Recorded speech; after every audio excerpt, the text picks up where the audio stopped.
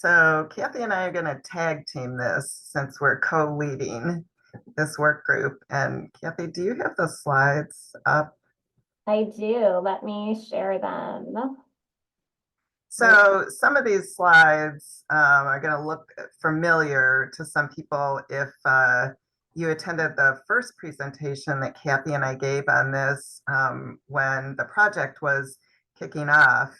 But we just thought we would go over again the composition of the work group and some background and the scope of this project, since it has been a while, as Wes mentioned, and also for people who weren't at our previous presentation.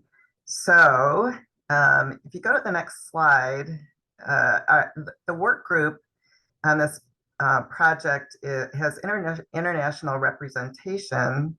The stars on this map show the location of work group members, and you can see that there is representation from not only across the United States, but also in different countries. And if we go to the next slide,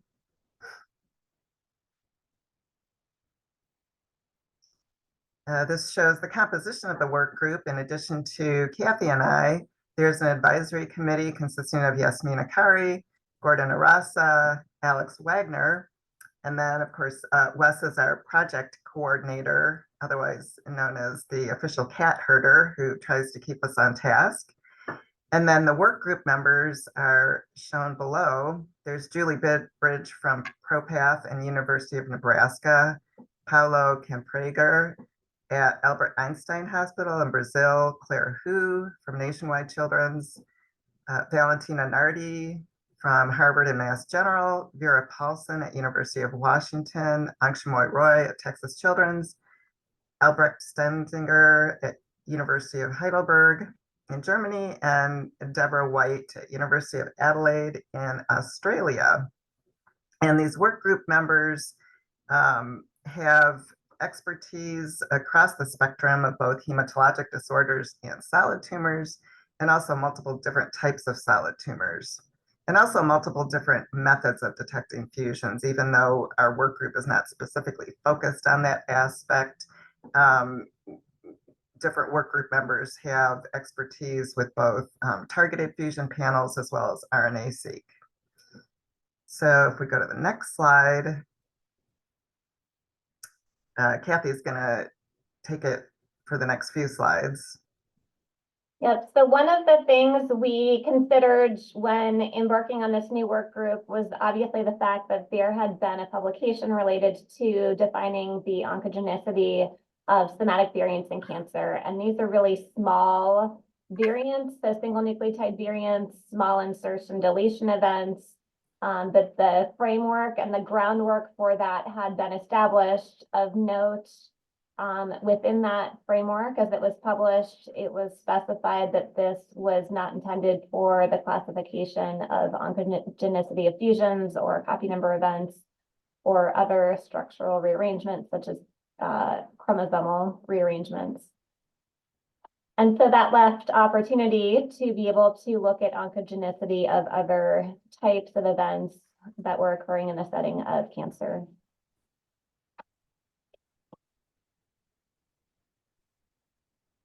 Of note, there is also another fusion characterization project that is ongoing within the setting of ClinGen and the CGC and the VICC. And Alex Wagner has been very engaged in this. And so this really was developing a standardized operating procedure for curating and representing gene fusions. And this includes a number of professional societies, like I mentioned, and so it sort of specifies the minimal information needed to define gene fusions as a class of variation. Notably, it does not include guidance on classification of fusion events.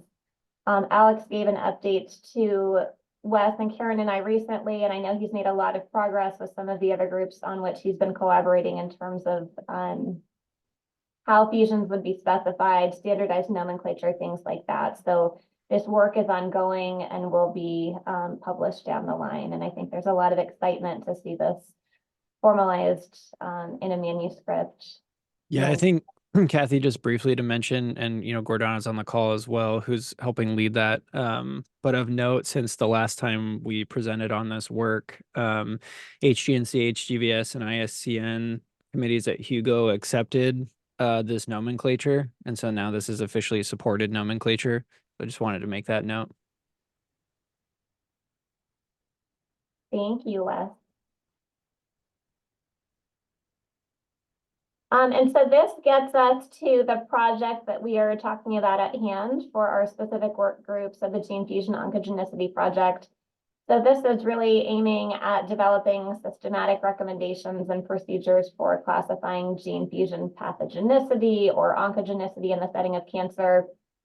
And then you can see some of the attributes that we had considered at the start of the project, such as, which genes were involved, orientation, functional studies, things of that nature.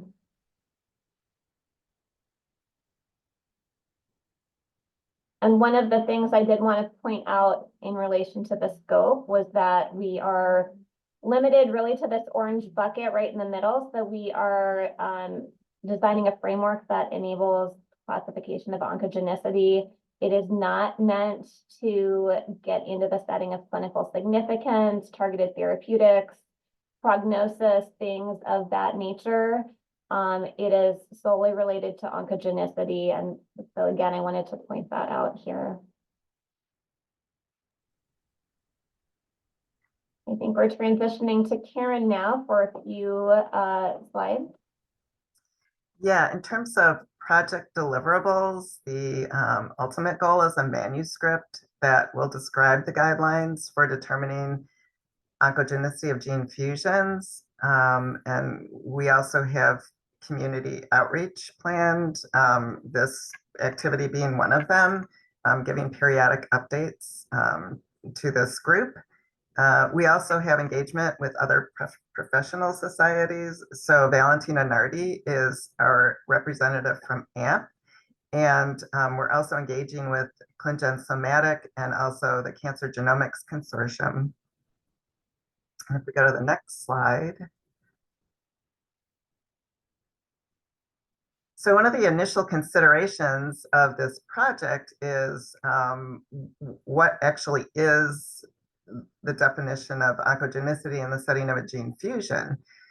And the VICC definition, which came out of the project that Alex Wagner is leading, that Kathy described a few slides ago, their definition consists of the joining of two or more genes resulting in a chimeric transcript and or a novel interaction between a rearranged regulatory element with the expressed product of a partner gene. So in other words, a regulatory fusion.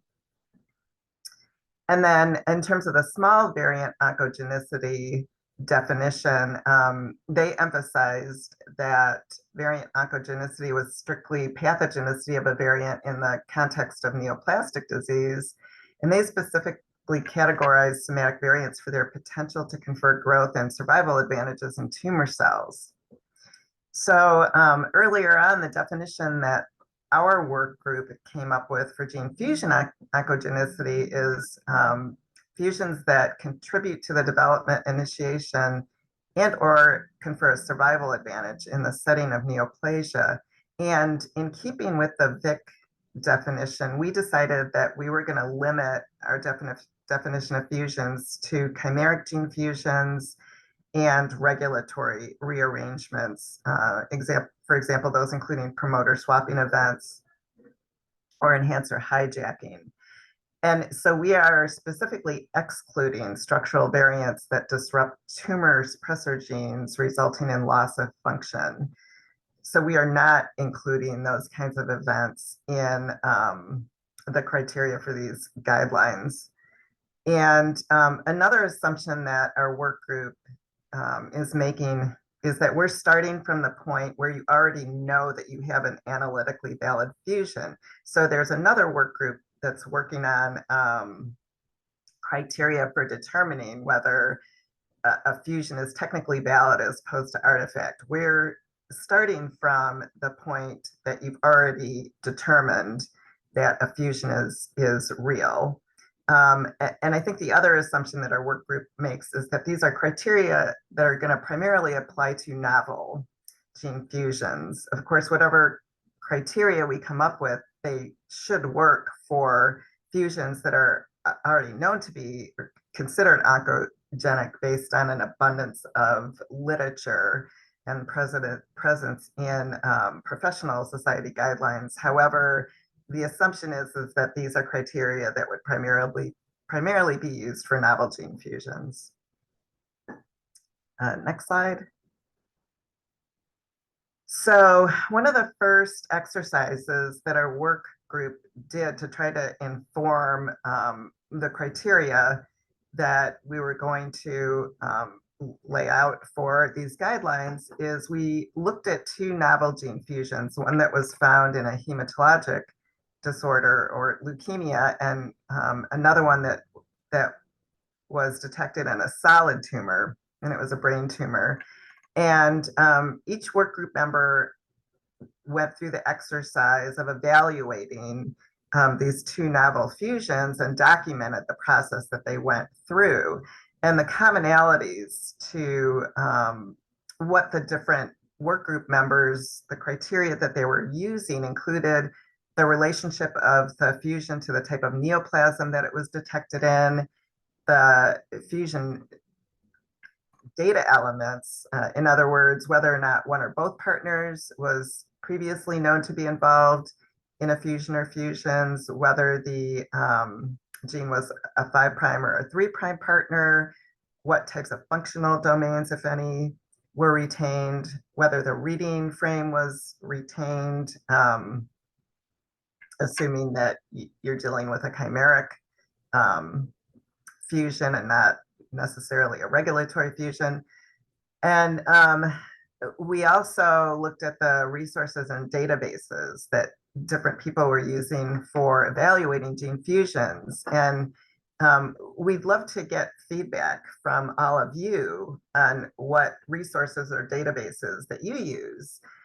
So it would be great if people could just add those to the chat. And then Wes also came up with a very brief survey that if you prefer, you can respond to that afterwards and list any resources or databases that you're using, because we would really like to be able to collect those and present them in the manuscript. And so if we go to the next slide, some of the lessons that we learned from that exercise that the work group went through is that there is variability in terms of the approach to evaluating fusions. There is in general not a whole lot of resources or databases that are available to evaluate gene fusions. So those resources are definitely more limited than what's out there for small variants and copy number variants as well. It's really a more manual effort than might be available for small variants and copy number variants at this point. And there's a lot of reliance on primary literature. And not surprisingly, in the absence of any framework or guidelines, there was, for at least one of the fusions, there was variability in agreement as to its oncogenicity. And so that exercise kind of laid the basis for establishing different attributes for consideration for determining oncogenicity. Next slide. So Wes is actually going to introduce this other concept that our work group came up with, which is potentially mapping our criteria to small variant oncogenicity criteria, which many people are also used to looking at. Yeah, thanks, Karen. So we spent quite a bit of time, like Karen mentioned, thinking about attributes for our gene fusions and what we're actually trying to assess. And then we sat down and, we thought about the small nucleotide variant oncogenicity guidelines and how really those are kind of based off of, to a degree, the ACMG guidelines. And we're all very familiar with both of those probably now at this point. And so we wanted to see, okay, with what we've gained, and written down so far, how does this necessarily map logically to what we're used to in other frameworks, right? And can we make that kind of mapping in terms of the types of data that we're actually assessing? And so Kathy, Karen, and I sat down and tried to do this logical map, and then chatted about it with the work group. And we'd like to kind of present some of that to you along with the definitions, at least our primary definitions for some of these attributes. So what you'll see on the next slide is just basically going to be like on the left is going to be the fusion attribute in your teal blue, and then broken down in the middle potentially, such as on this slide, is known entity and pathway biologic function are going to be subcategories. So these would be this kinds of things within gene function that you're actually assessing, and how those then map to what is considered already being assessed within the existing oncogenicity guidelines, such as gene etiology or known oncogenic.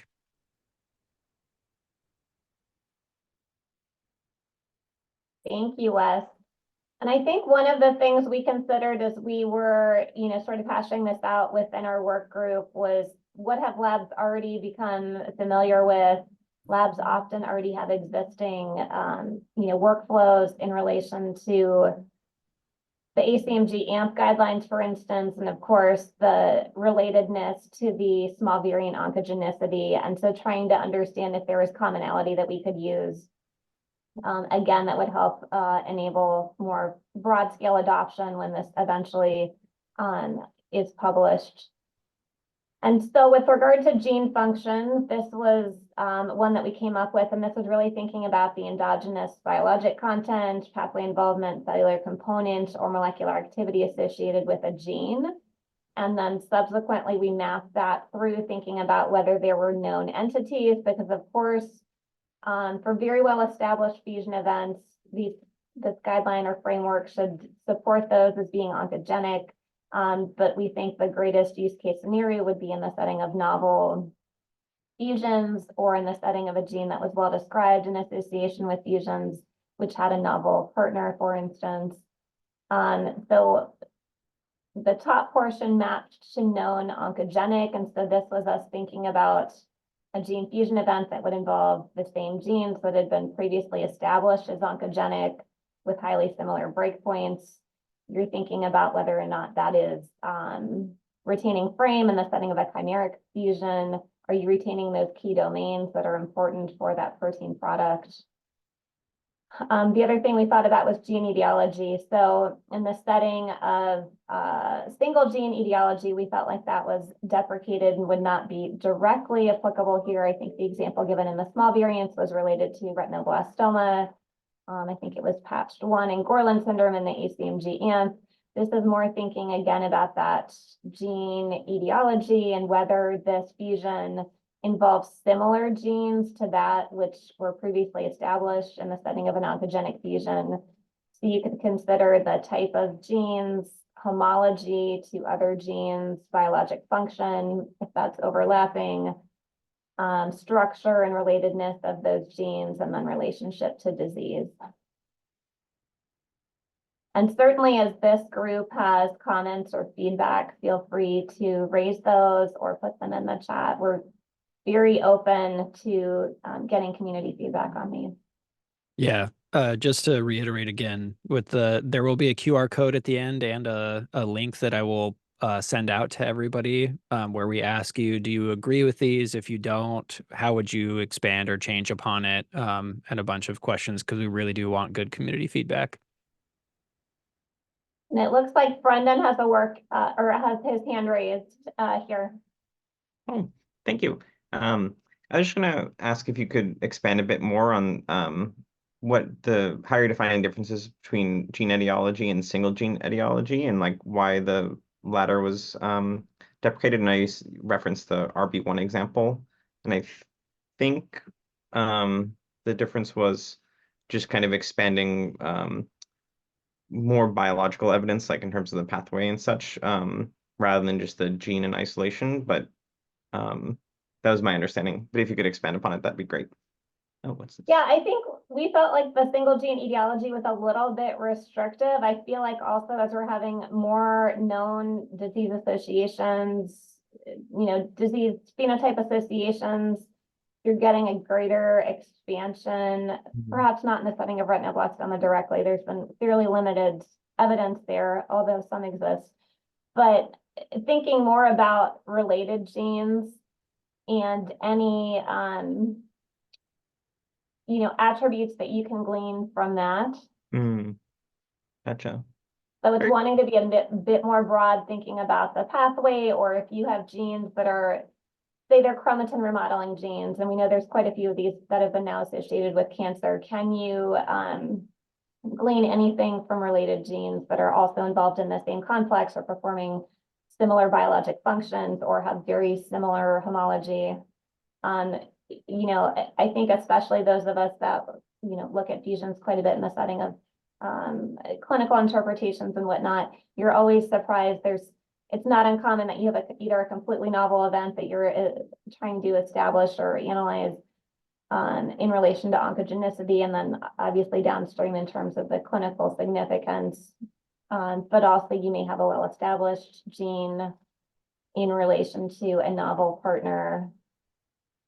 Yeah, the other way that I think of the single gene etiology not maybe being difficult to apply to fusion events is that by definition that we're using, a fusion pertains to two genes that are fused together. And so perhaps with the exception of a regulatory rearrangement where you have an enhancer hijacking event, it's a little bit difficult to think about it for me in terms of in terms of a single gene. Yeah, totally. Oh, thank you both so much. That's really helpful. Kathy, are you able to see the chat? Michael asked a question. Michael, I don't know if you want to raise your hand and just ask it. Yeah, I can. I pulled it up.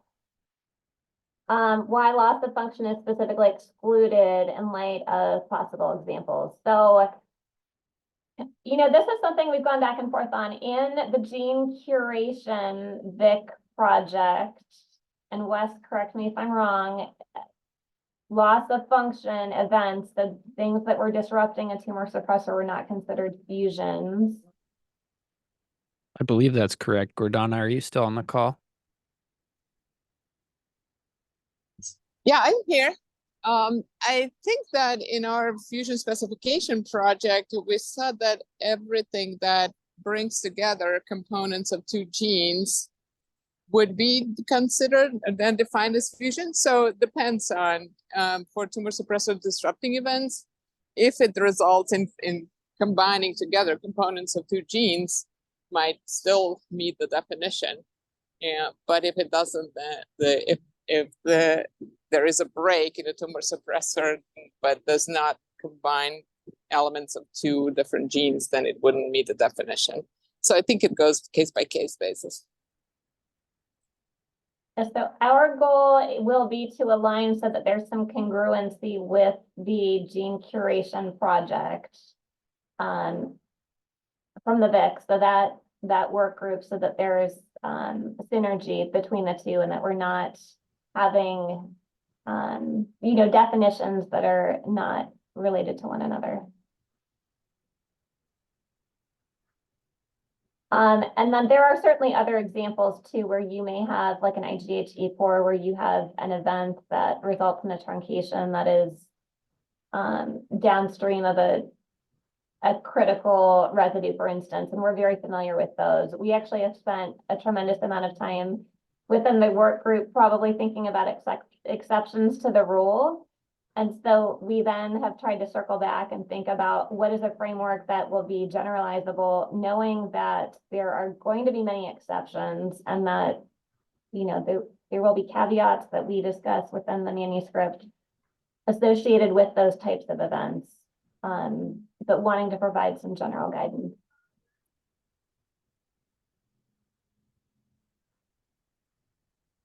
Okay, and then mechanism, I think was my second one. So this was us thinking about the structure and composition of a fusion event. Thinking about whether this occurs in frame versus out of frame.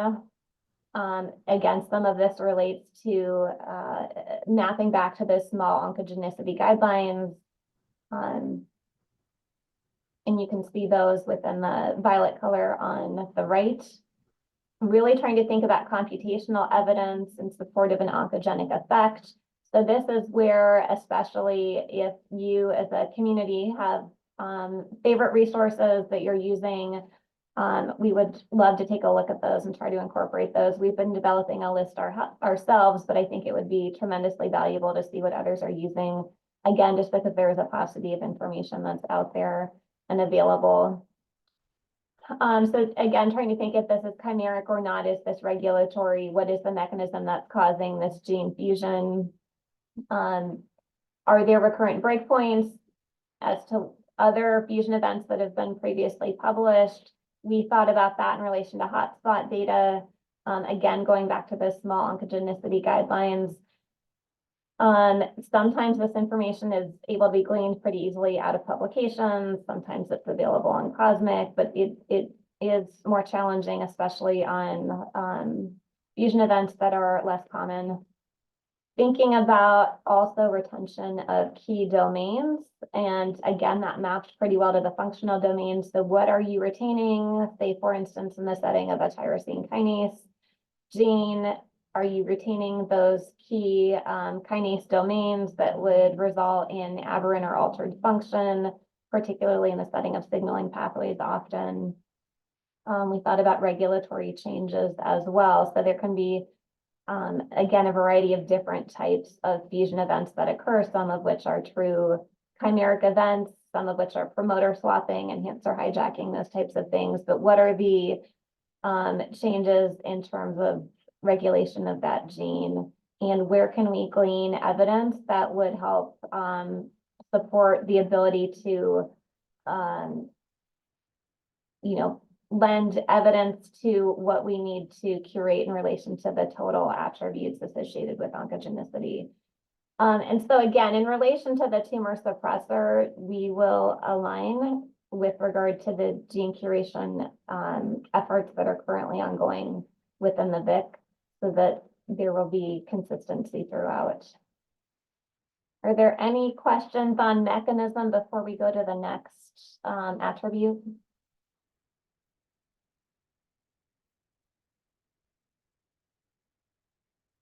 Okay, we'll go to the next one. Okay, so it looks like this one is mine, neoplasm context.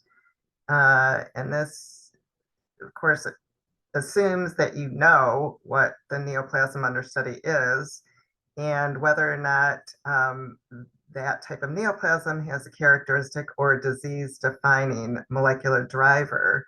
So a disease-defining entity would be one that at the highest level is present in the WHO or other professional guidelines specified. Of course, this is the easy situation where you don't really need to go through the entire process of evaluating a fusion because it's already specified to be basically at least disease defining and presumably oncogenic at some level in that neoplasm. And then there's also the situation where it may not be in a professional guideline, but a fusion in which both partners has been previously reported in the disease type under study in the literature. And then there's also the scenario in which at least one partner of the fusion has been described previously, and in that setting, consideration is given to the specificity and frequency of the gene that's involved in that fusion, whether it's seen in a specific type of neoplasm versus multiple different types of neoplasms. So an example of the latter would be EWSR1, where you can see that gene involved in fusions in just about every different type of neoplasm with every different type of partner gene. In contrast to perhaps some other fusions involving genes that have only been implicated in one specific type of tumor.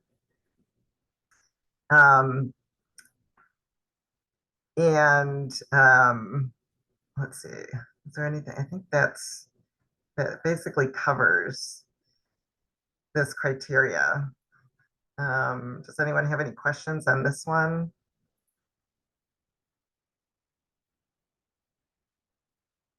See anything? So if we could go to the next slide. This one is pretty straightforward. Functional studies, there's a one-to-one correlation between what's already known in the small variant guidelines, which you have well documented in vitro or in vivo functional studies that support an oncogenic effect of the fusion product. Of course, if you're dealing with a novel fusion, you're not going to find those studies for that fusion, and you may or may not find those types of studies for one of the partners of the fusion. Next slide. And then other criteria that some of us use when evaluating a fusion that doesn't really exist in the small nucleotide variant guidelines is evidence in support of or refuting oncogenicity of a fusion. So examples of evidence that would support oncogenicity of a fusion would be if you have gene expression information. For example, if you see overexpression of what's thought to be an oncogene, or if you see expression of a gene that is outside of its normal endogenous expression, that might be evidence of oncogenicity. And another piece of evidence supporting oncogenicity could be if you have other genomic alterations that inform that type of fusion. For an example would be if you're dealing with a B lymphoblastic leukemia that has a novel Abel class fusion, such as those that you see in Philadelphia, like BALL, and you also know that there's a concurrent IKZF1 deletion, which you see in that subtype of fusion, and you're also lacking other subtype defining alterations or drivers, that would tend to lead support for oncogenicity of that novel Abel class fusion. There's also evidence against a fusion being oncogenic. For example, we tend to consider read-through events as not being supportive of a true fusion that's oncogenic. And then there are also those situations in which you have a fusion that's too common to be associated with the neoplasm in question. And an example of that would be the TFG ADGRG7 fusion. So that fusion has been reported in multiple different types of neoplasms. However, it's also been seen in non-neoplastic tissues, and it looks like it's due to a germline tandem duplication. Those genes are located adjacent to each other on the chromosome, and it's associated with a germline duplication that's present in about 2% of the general population. So most people consider that fusion benign just based on the population frequency of the duplication that's associated with it.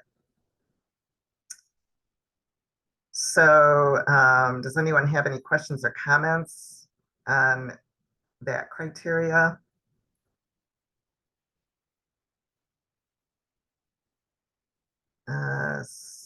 So if we go to the next slide, this is the QR code for the survey that Wes put together. You know, the other thing that I just wanted to mention about that framework that we just presented is that, you know, we have discussed whether or not we could have that general framework and apply it to both chimeric fusion events and regulatory fusions. Another way to structure things is to start with either chimeric fusion events separate from regulatory fusion events, and then come up with criteria for each of those that would be specific to those types of fusions. And I think depends to some extent on how much overlap there is in the criteria that can be used for both of those types. And I mean, I would, even though our goal is to keep our definitions consistent with VICC, I would also be curious as to whether people think that we should address rearrangements that result in loss of function of tumor suppressor genes. So anyway, we welcome any feedback that people have that can help us with these guidelines. And if anyone else has any questions or comments right now, please feel free to speak up.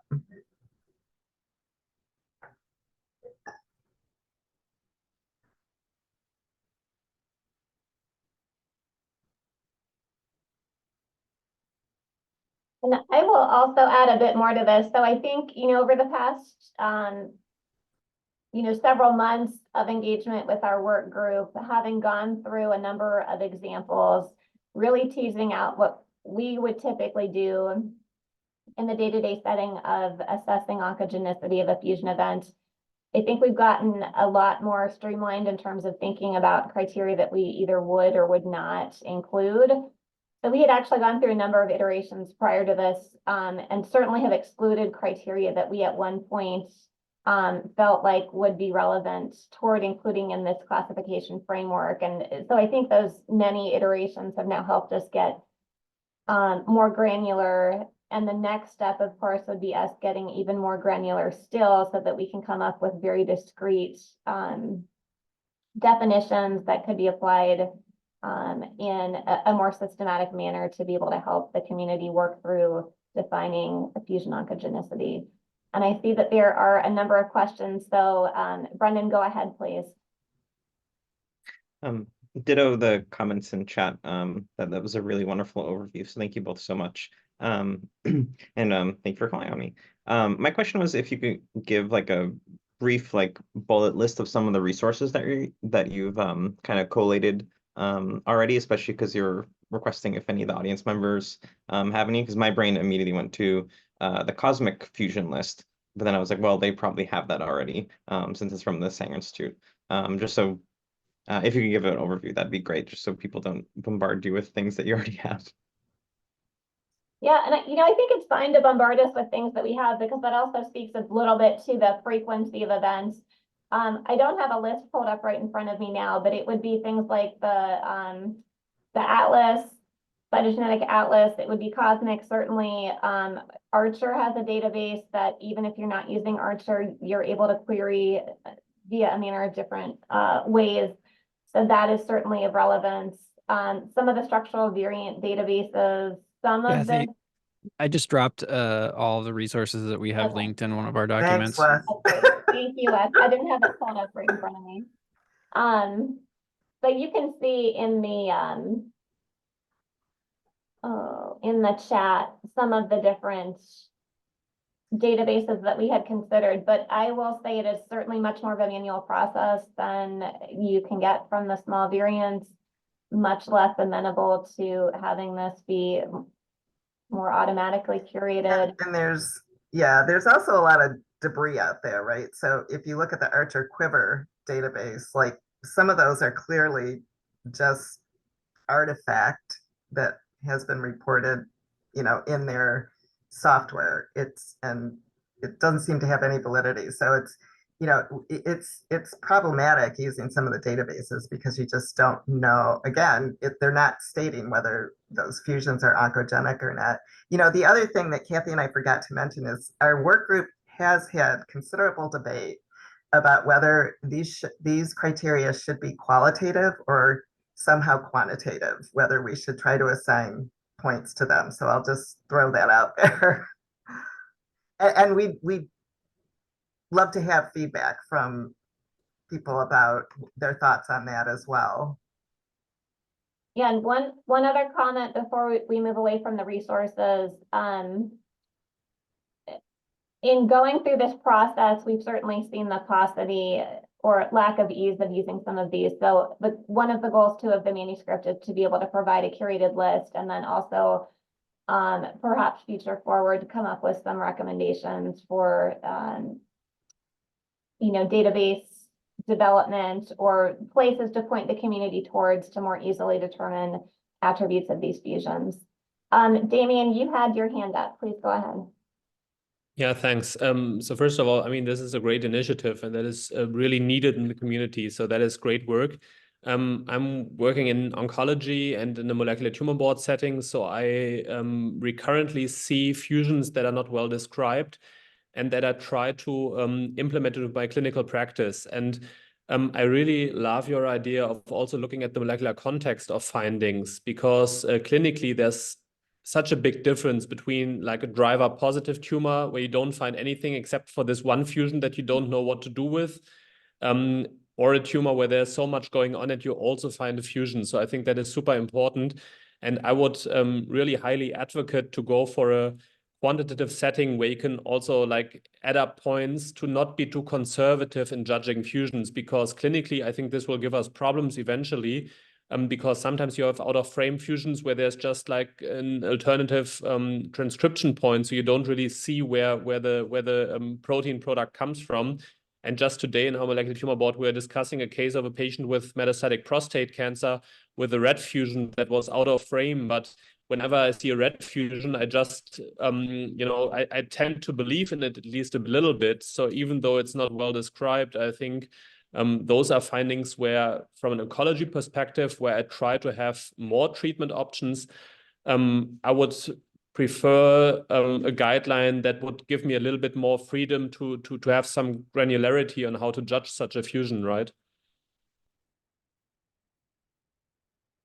Yeah, I think that makes a lot of sense. And one of the things we also ask in the survey that Wes has filled out, how often those that are really clinically reviewing oncogenicity for fusions have ancillary data or supportive data in the setting of, exome or genome or panel-based sequencing to know what other molecular drivers may be in existence, and even how often more discreetly the neoplastic context, because that's important as well in terms of being able to tease these out. But I think your points are well made, and the guidelines will focus on the oncogenicity, the likelihood of a fusion, being able to cause cancer, cell division, those types of things. And then the downstream is the sort of the medically meaningful component in relation to the AMP-ASCO cap and how one would interpret for therapeutics. Cheryl, you had your hand up. Yeah, thank you.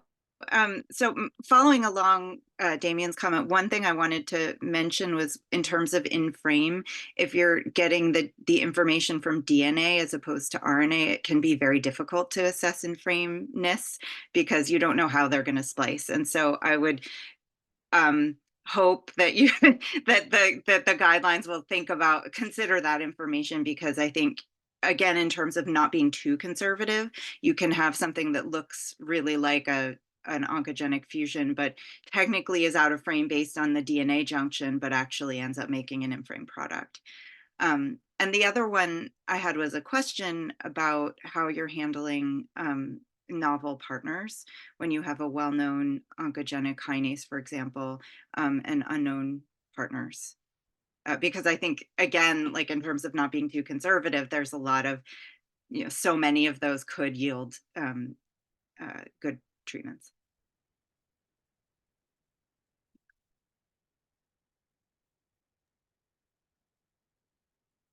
I can weigh in a bit, and Karen, if you have other thoughts here. So I think we certainly recognize and don't want to make it overly difficult in the setting of a novel fusion partner, especially if say a kinase is well described. things that I would think about are homology or similarity in terms of that fusion event. Obviously similarity in terms of breakpoints. For the well-known event, what are you still conserving? What is retained in terms of protein domains and things like that? But it is well recognized by our work group that you can have quite a variety of different partners. And I think the framework will be developed and will work through enough of the different examples that we will ensure that we will not penalize ourselves for novel events. But I do try to look at similarity towards other things that have been published. I guess what I'm hearing from an oncology perspective is the desire to write the guidelines for novel fusions, I guess, so as not to be too restrictive for things that we really don't know are oncogenic or not, so that it leaves the door open for the possibility of some kind of experimental treatment. Yeah, I think what we've seen over the last few years with the expansion of being able to detect novel fusions is that there are a lot more of them than we think. So it's not just the EML4 ALK, but a lot of different partners that could go with ALK. And when you see that in a lung cancer, it would be a shame not to be able to offer that patient an ALK inhibitor if it's in the right orientation and if it contains the kinase domain. So I think those are the things that we consider. And from that perspective, if you have something like that that ends up being classified as of uncertain significance, does that give you enough leeway? I mean, because we're not specifically tiering here in these guidelines, so we're not really giving any guidelines on I think it depends on who you ask. I think there are some who would see VUS and put it in a different pile in a different list and never see it, and others that might see it in the likely pathogenic and think, okay, this is something that I need to consider. It doesn't, also depending on the comment on the report, right? Like, how is this described? It's not exactly the common thing, but but it looks a whole lot like it. So I think making it so that the clinician can see that and make a decision, understand that it's not the most common thing, but it's possible. I think it falls into this whole like possibly pathogenic category that I wish we had. Cheryl, I'm still really interested, and I'm actually going to be embarking on basically an oncogenicity classification study where I do like 100 small nucleotide variants where we also have the AMP-ASCO-CAP tiering done. Mm-hmm. And I'm interested to see how often do you actually have something that comes out in oncogenicity as like, uncertain, but then you still have like an actionable AMP tier, right? Because that'll be really interesting to like tease out and then figure out, okay, well, what is your working, like, what do you do in those scenarios when you do have actionability, but it might be, variant of unknown significance for oncogenicity? Yeah. I'd love to talk offline. It's a longer conversation, I think. And Shenyan Liu, you have your hand raised. Yes, thank you for giving me the opportunity. I think this is a very, very important topic actually we got to discuss here. So I assume that the working group will be assess the different methodology of detection of the fusion. There are a lot of fancy technologies, available, and I know everyone heard about OGM for the powerful detection of fusions in the leukemia settings. And certainly some of the fusions, you guys already talked about it because we do not know the function with the novel ones. And so that said, our group has been validating the RNA-seq and the whole transcriptome assay. So this technology, certainly you're able to detect novel fusions, but also with the functions, right? So we know if it's expressed or not. So I hope that in the manuscript you guys were working on will have detailed assessment and maybe sort of guidelines, or I would not say guideline, maybe a guidance like as a clinical practice that can tell, the diagnostic laboratory which method is more appropriate in the current settings within the cutting edge, technology advancement. My next question will be, in the reality, before the whole transcription can happen in the real practice for all the laboratory, let's put this way. And many labs have been using FISH, for example. I'm trained as cytogeneticist and with expansion to the molecular diagnostics. But in our practice, we've seen so much, so many variations. Say, for example, I'm testing, the one. We have 3' deletion, 5' deletion, the cases. Indicative could be one of them showing unbalanced translocation, like put this way, MYC or maybe RAT fusions too, right? When I first started at the MD Anderson, we often report both because we do not know which one has a function. And when we talk about translocation, always remind me to go back to Sharon Brown, which she's my colleagues. She talked about the precision fusions versus imprecision fusions. So then we have to talk about maybe 3' who the genes controls maybe the expression or maybe function. I mean, the 5' controls expression, the function, the 3' controls the function, also is kind of situation. So I'm struggling actually when I see a FISH testing showing a MYC 3' deletion, 5' deletion. I really need some guidance to tell me what is most appropriate interpretation for this type of the results. Because the clinician also ask, what is it supposed to mean, other than this is a positive for MYC translocation, for example, and sometimes we identify with a fusion pattern like IG, those fusion genes. So I'm wondering if you guys can give us a little bit more details to help us in the real practice. So then we're gonna save some time in the data interpretation. And the next suggestion will be, I know you've already reviewed lots of databases and talking about the known and existing versus novel functions. At least we have a consolidated, maybe comprehensive, like a database, so that we can just search for the fusions and we know exactly with references, so we can put in an interpretation. So we were doing the OGM, for example. Lots of we do not know what's a novel fusion. I think I talked too much. I can further right here, but thank you very much for working on this. Yeah, those were great questions. So the fusion guidelines are meant to be method agnostic with the caveat that they will have to be molecularly based.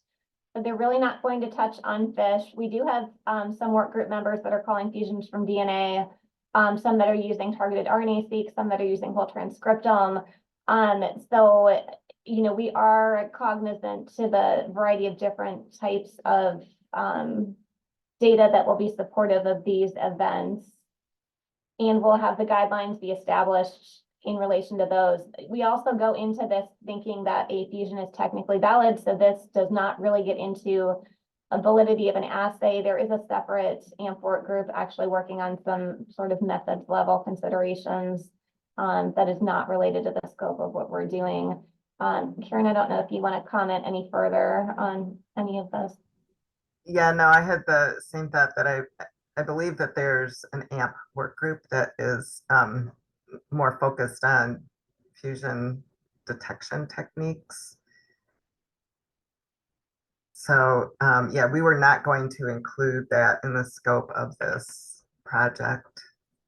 Although I totally acknowledging, because I've encountered exactly the same difficulties, if you see a 3' or 5' deletion of a break apart probe, what do you do with that? And I typically sign those out ambiguously, but and recommend additional molecular testing to further characterize the event. But,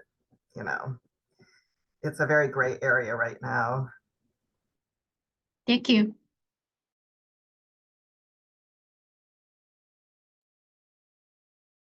We may have time for one more question. Destiny, you had your hand up? Yes, it's just a quick question. I was wondering, what are some of the databases that you've discussed for assessing the population frequency of a fusion? Is it just checking Nomad, or are there other databases that you would use? And have you also discussed cutoffs for frequency?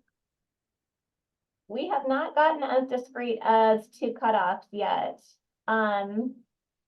Yeah, certainly thinking about things like Nomad, there are going to be a variety of different databases that we ultimately have to look at. And that's one of the reasons we're asking this group, is so that we get some community feedback as to best practices here. But that one is a work in progress. Okay, thank you.